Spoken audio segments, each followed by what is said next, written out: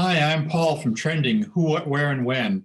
Today, I will be speaking with the author Sandra La Boszko about her book, Welcome to California, From LA County Jail to #1 in Sales.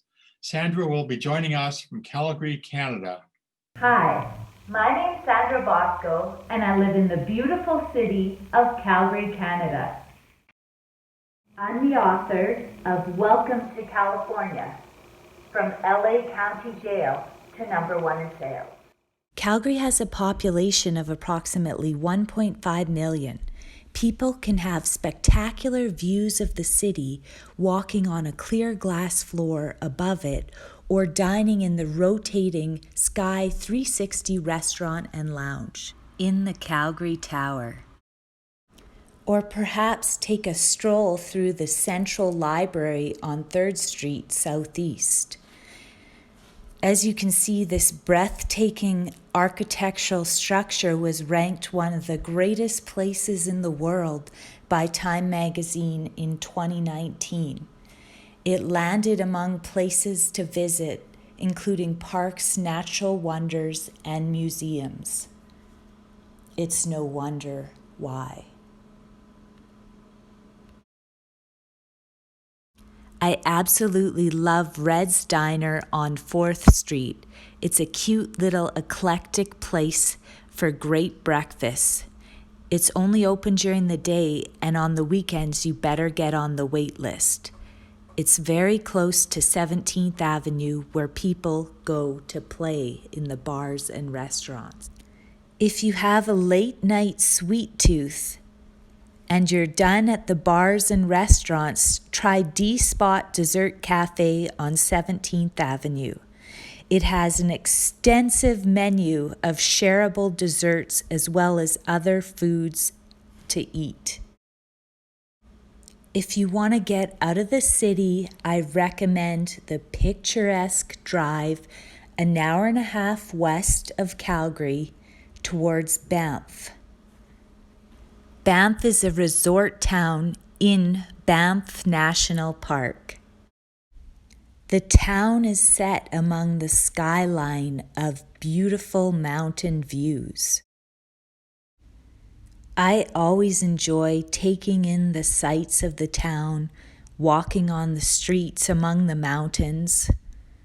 Things to do here are dining, shopping, snowboarding, skiing, or visiting the hot springs. My favorite place to dine is at the Balcom Greek restaurant in Banff. I love the Saganaki flaming cheese appetizer and the essence it brings to your meal. Since I've already been to jail, I would recommend heading to the Stampede grounds. Every July, Calgary hosts the Calgary Stampede for 10 days, which includes rides, food, rodeo, concerts, and cowboys galore. Would you please tell us your favorite spots in and around your home in Calgary that you would take people when they come to visit you? I would definitely like to take them to Banff for the scenic drive, to take in the town, to see the mountains, to enjoy the shops. I also was able to go to the Nordic spa in Kananaskis once last year. And I think that that is amazing. It has hydrotherapy pools, and you can go from hot to cold to sauna to steam room, and it's in around the mountains and a beautiful drive to get there. I also love a great breakfast, so I like to go out for breakfast. That's my favorite meal to go out for so to take people out. You mentioned that there's a science center there. Tell us, Spark. I haven't been there before, but a lot of my friends who have children or want to take their daughters or sons to the science center to enjoy science and a museum, it is a great place. I have been to Drumheller. I haven't been to the dinosaur museum, but a lot of my friends take their children and families there, and they highly recommend them.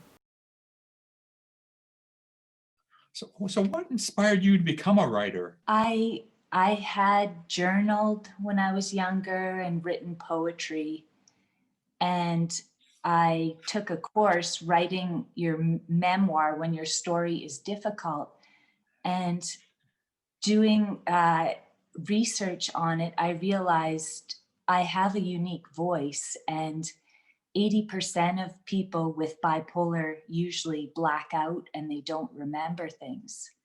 But I'm not one of those people, and I can remember things. And 50% of people who go through the LA County Jail with mental illness return back into the system within 3 years. So not very many people would have the opportunity or be able to voice the experience that I did have. Yeah, you had a lot of detail in your book. You must have written a lot down because it was filled with detail of that experience. It was, and I had journals, and my mom had a few journals, and I did journal after jail, and I wrote down everything that I did remember to get it out. So what inspired you to write Welcome to California? It was actually my parents. I would tell friends of mine or people pieces of my story, and they would say, that sounds like a movie. And then I originally started writing a screenplay about it, and my parents kept saying, write your story, write your story. So they were a huge inspiration over the years. And then just little synchronicities happened about going to the group, recommending that memoir writing course. That really helped. And that's where a lot of the inspiration came from. Would you like to discuss the process of how you started writing this book? I would, yes. I did. I started taking that course, and then I had my journal entries from 2011 after jail, and I did not have a computer at first, and I found it very difficult being in my home writing about my jail experience. It made me confined. So I would go to a coffee shop every day for a couple hours, and I typed the jail section into the notes part of my phone. And then the anxiety came back that I had after jail. And I was experiencing it like in my legs and going through all of that. And I realized where the anxiety was coming from then. Your book was incredible. Having read this book, I better understand the extreme challenges of living with bipolar disease. Congratulations on writing this book and achieving 4.7 stars on Amazon reviews. Thank you very much. Can you maybe tell us a little bit more about your book, Welcome to California? Welcome to California talks about what I went through in the LA County jail system, the prison brutality, I really wanted people to be put into what it feels like from the inside out to have mental illness. So I would try to describe it how I would feel so other people could get the feeling of what it's like to live with that illness and what happens in your life with the illness. I have many other stories besides my illness, but I wanted a greater understanding for people and to help other people. In reading your book, I came across a lot of words in terms I was unfamiliar with. 5150 was one of them. Yes, the 5150 is an involuntary psychiatric hold. It's a part of the California Welfare and Institutions Code, where an officer can take somebody who is either gravely disabled, a danger to themselves or a danger to others, to be seen in custody in 72 hours by a medical practitioner who there can put them into a community facility or a place other than jail to get help. Accutane is an acne drug. I suffered with acne when I was younger, and it is a highly potent vitamin A isotretinoin drug, and it's usually the last line of treatment when you've tried everything else. It is teratogenic. So if somebody, you can't get pregnant on it because it will kill the fetus. So every month a female has to prove she's not pregnant and get a blood test. When I was first hospitalized in 1996, the first doctor who saw me said, "Query reaction to Accutane." And they didn't have anything about psychosis then or mental disorder. In 1998, the FDA in the States changed the warning to say it could cause psychosis, suicide, depression. And at that time, people were killing themselves. They had died on the drug, flown into a plane, into a building. And in 2002, the drug company Hoffman LaRoche reprinted the drug sheets to say that it does cause psychosis. If people would like more information, I would suggest going to the National Institute of Mental Health. I will describe 3 out of their 4 types of bipolar. The first one is bipolar 1, and it's where a person has a manic episode for at least 7 days. It's usually followed by a depressive episode, and most often those people need hospitalization. I don't go through the depressive part. The type 2 bipolar is where people are hypomanic and depressed, so they get elevated moods and depression. And then the third type is not otherwise specified. It's where people don't fit in to the other categories. You also mentioned atypical bipolar. Yes, atypical bipolar is where somebody gets a manic mood or they're in an elevated mood for a couple of weeks, but then they remain in a psychosis for a longer duration of time. It's over, at least mine would be about 6 weeks. The next thing that I was unfamiliar with until I'd read your book was the Nuys Jail. Yes. There was a lot that happened in Van Nuys Jail. A police officer found my psychiatrist's card, and he just asked me what it was for. And I had told him talk therapy, and then he was more concerned with counting the money in my purse. And he spoke about that 3 times. They took me to see a doctor, but he didn't do anything. He asked about my psychiatrist again, but did nothing and sent me to the cell. And I was fortunate sometime later in the night that I reached out for the payphone through the cell, and I actually made the phone call to my dad. And if I hadn't, I could have still been lost in that system. Like,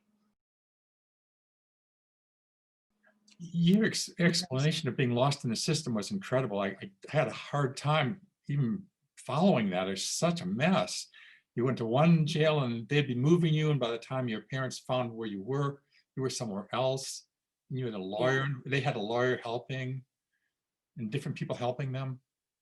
Yeah, and they shuffled me around a lot, and I would be taken from a prison bus, and then they would lock me in the cage on the prison bus.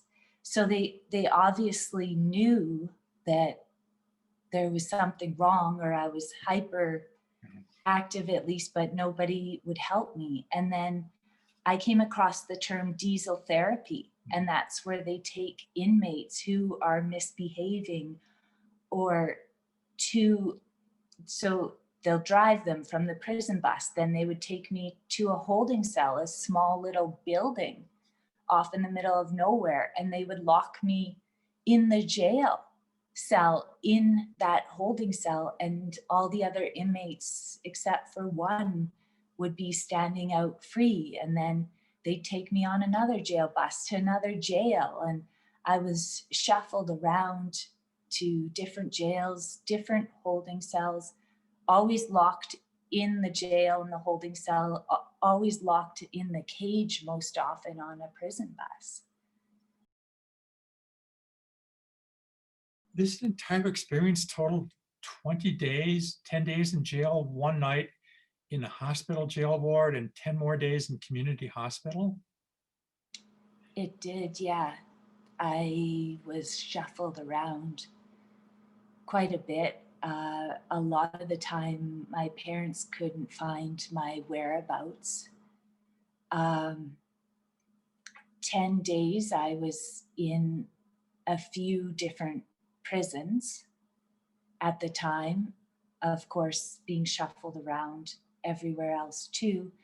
And then they finally, when my dad found a doctor late one night at around 4 a.m, he was the one who finally helped me get to LAC USC, where I spent 1 night in the jail hospital. And then I was moved to Martin Luther King Hospital for 10 days. Sounds like there are incredible costs involved with this circumstance. Yes, incredible costs. The hospital stay for 10 days was approximately $46,000. The air ambulance to get home was $22,000. The bail that my family had to post was $50,000. And then there were costs to get my car home as well.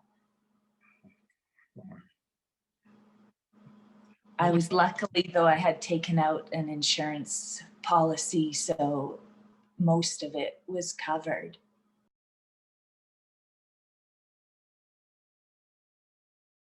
Would you like to read a paragraph from your book from page 34 about the try to imagine? I would, yes. Great. This was the last paragraph I added to my book, too. Try to imagine your brain is not operating correctly and you're thinking of multiple other thoughts. Now imagine the pressure of the lockdown, the slamming of the bars, the cold gray concrete, the handcuffs, the shackles, the prints, the mugshot, and the guard's thick, clunky boots, adding pressure to your confined, unwell mental status. The prison system in the United States is so wretched and heart-shattering because it's a revolving door for many suffering with mental illness. This in turn creates a stress, a trouble, a pain, a torment on top of your already traumatic illness. Can nobody else see the unwelcome and detrimental effects? And it, in the country, a lot of people are onto prison reform and helping people get out of jail who don't deserve to be there. And I think that that's a great thing. But in this jail system in LA County, it's the largest jail system in the world. And 30% of people in there are mentally ill. And they're not doing anything to reduce that number or get someone on a 5150 or it's just. Yeah, it's incredible. It's Yeah, unbelievable. it is, yeah. I have a whole list of accomplishments you've had during your lifetime. Your book started out with you had a gymnast award when you were aged 9. Yes, I was. I was top level 1 gymnast after 2 years of doing gymnastics, and I had won an overall competition that year. And then the next year they had placed me into a national level where I was going 5 times a week. Oh, wow. Okay. Yeah. It looks like you put a lot of effort into the Meisner courses that you took. It looks like years of effort. Yes, I did take the level 1 intensive at the Meisner School when I was there, and a bunch of other acting classes. And I love it. It's I love the Meisner class because it teaches you a lot of life lessons, and it teaches you to be direct, and it teaches you to be positive. And when you're talking, you're supposed to take words that are powerless out of your vocabulary and say things like I can, I am, I will. Mm. And it works, it helps you in your everyday life as well. You also took a stage combat course? I did, yes. Stage combat is where you give the illusion that you are doing a fight scene, but without hurting the other person.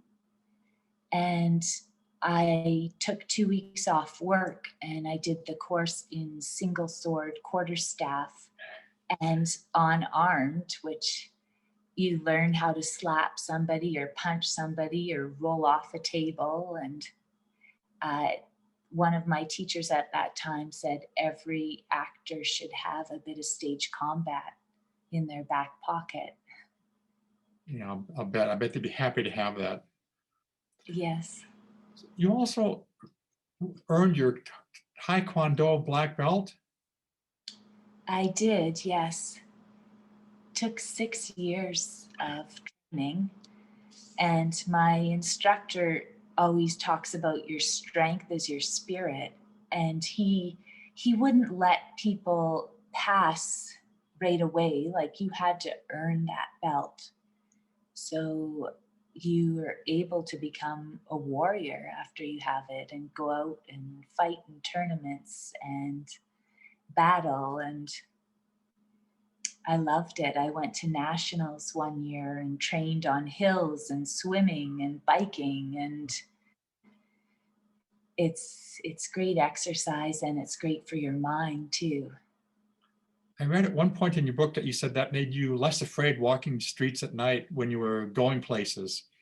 You felt more confident because you weren't worried about being having problems. Yes, that's exactly true. You feel more confident and it's inside of you, and you're aware of your surroundings, and I would know what to do if someone came up to me, maybe not with a weapon. You do learn that a bit too, but you learn how to take care of yourself. So how did you became territory manager of the year where you worked? How did you achieve that? At that time, all I did was work. I would work and come home and work some more, and I just learned. I would probe for questions with customers. I learned how to get incremental sales and displays on the floor, and I knew what sold, and I worked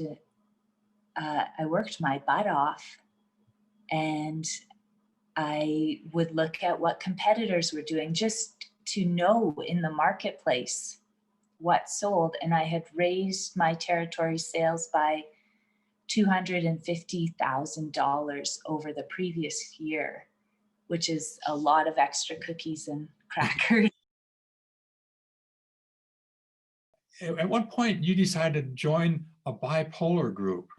When I was off of work in 2014, I had a therapist, and she had recommended the bipolar group. And at first, I did not want to be a part of that. I did not want to be, and I kept saying no to her. And I did, in 2015, I had told my parents that if I won Sales Rep of the Year, I would go to the group. And after I won, it still took me a couple months of courage to go there and tell my story. But it's a great relief to share what you've gone through with people who have some understanding of what you're talking about. So you were awarded first place at 2 Toastmasters competitions in 2019. I was, yeah. And that was the table topics, which is an impromptu speech.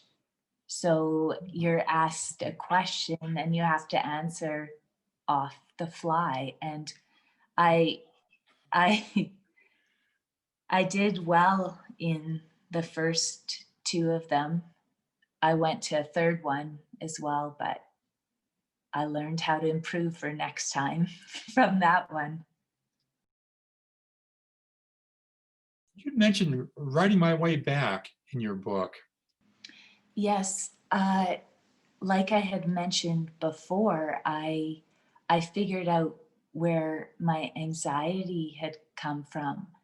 And writing the story, I was able to get my heartache out, my tears out on the page. So I helped myself. I got rid of my anxiety. Um, and it helped me tremendously in my life to get everything out on paper.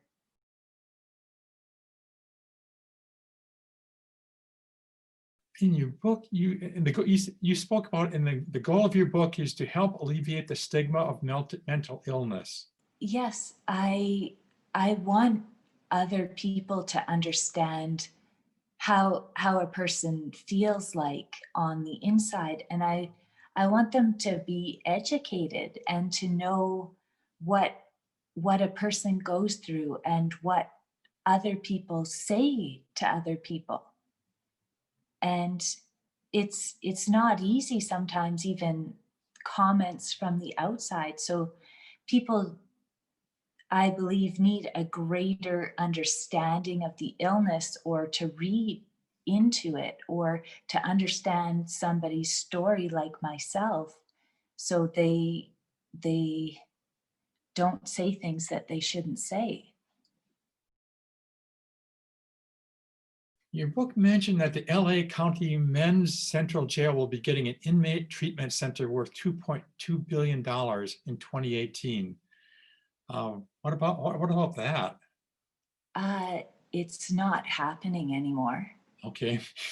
There has been a lot of articles about it, and there were protesters, and people don't feel that a jail or just a place they're bringing people to will be enough for the community. But my question is, where did all that money go? And it costs a lot more money to treat somebody in jail than in the hospital, from what I've read.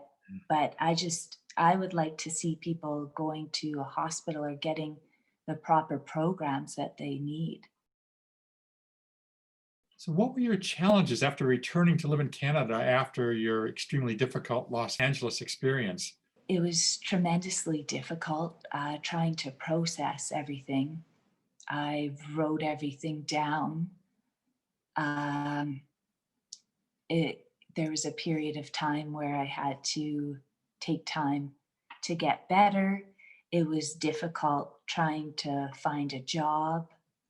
I did have support though, which I'm lucky, and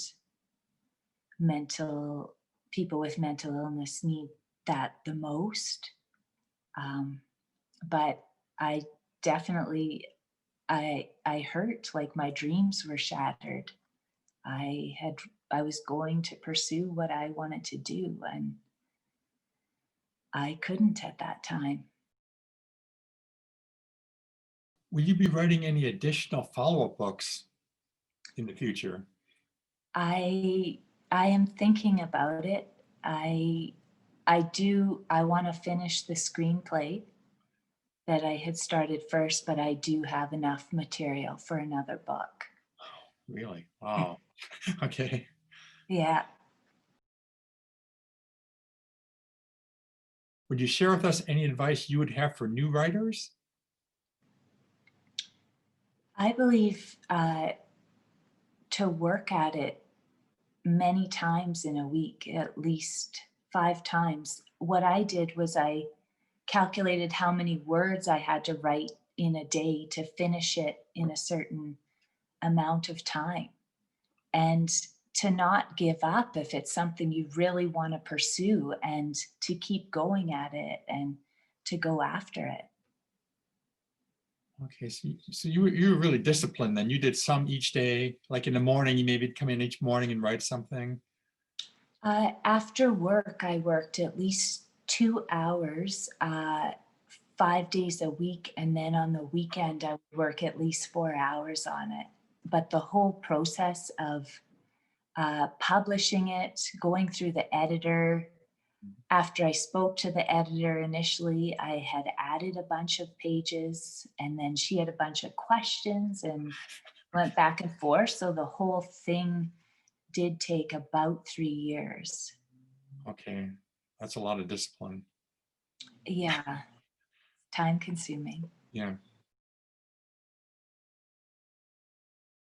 If somebody has more questions about mental illness, to research it and to try to support somebody if they're going through something, even though they might not be in the proper mind frame. Just being there for them is the greatest gift that you can give somebody with mental illness. And don't give up hope on them.